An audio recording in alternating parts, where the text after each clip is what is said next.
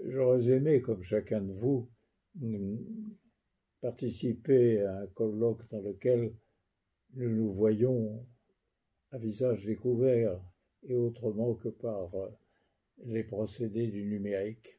Mais les choses étant ce qu'elles sont, à défaut de pouvoir m'adresser à vous corps présent, je le ferai volontiers sur les questions complexes qu'emporte avec lui la reconnaissance, qui est déjà intervenue avant le dernier arrêt du Conseil constitutionnel, du principe de fraternité dans l'ordre constitutionnel.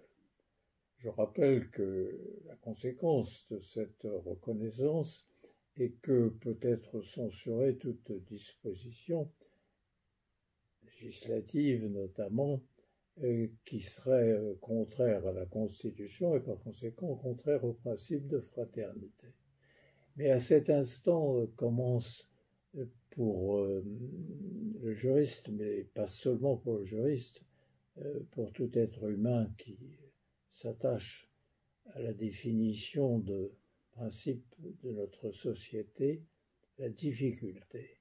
Où commence et où s'arrête le principe de fraternité?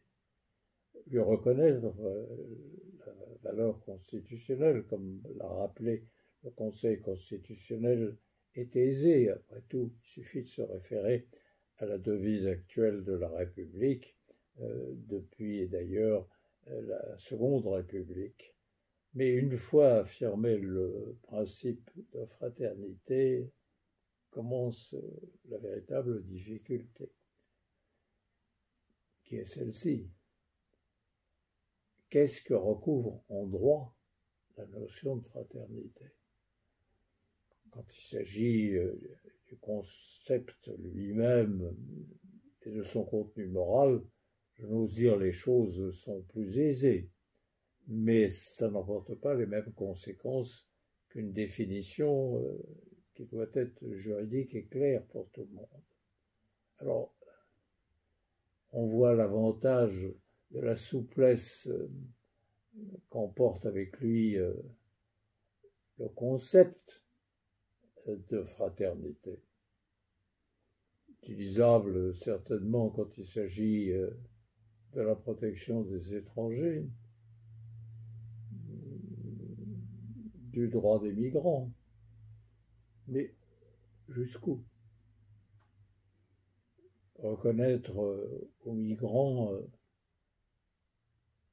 l'appui de la loi, c'est contraire à des lois contre l'immigration clandestine. Là intervient l'exercice dialectique difficile. Est-ce que la lutte contre l'immigration irrégulière peut aller jusqu'à méconnaître le principe de fraternité? Reconnaissons que pour le casuiste, ça n'est pas simple. En ce qui concerne le droit d'asile, même difficulté. Il relève de la solidarité au départ entre tous ceux qui se réclament de la démocratie. Mais, en fait, est-ce que derrière le droit d'asile politique, on n'assiste pas à la naissance du droit d'asile économique avec toutes les difficultés, y compris politiques, que recouvre telle reconnaissance, et au nom du principe simplement de fraternité, doit-on ouvrir grandes toutes les frontières de l'Union européenne à tous ceux qui viendraient y frapper? La fraternité le commanderait, mais est-ce que l'ordre public et la maîtrise par l'État des flux migratoires le permet? C'est dire que nous sommes au début de constructions juridiques complexes et que les colloques comme ceux d'aujourd'hui, même avec ces moyens particuliers liés au temps et aux conditions sanitaires, les colloques ne peuvent que faire progresser la réflexion. C'est Bien entendu, nous sommes tous partisans de la fraternité comme principe constitutionnel, mais jusqu'où? S'étend dans l'ordre juridique la protection légitime de la fraternité. Le droit de la famille, ça ne se discute même plus. Mais d'autres domaines du droit, eux, appellent sur ce point certainement une investigation nouvelle à la lueur du principe de fraternité. Je m'en réjouis pour ma part, je dis toujours que le droit a besoin d'un supplément d'âme. Eh bien voilà le moment de le lui apporter.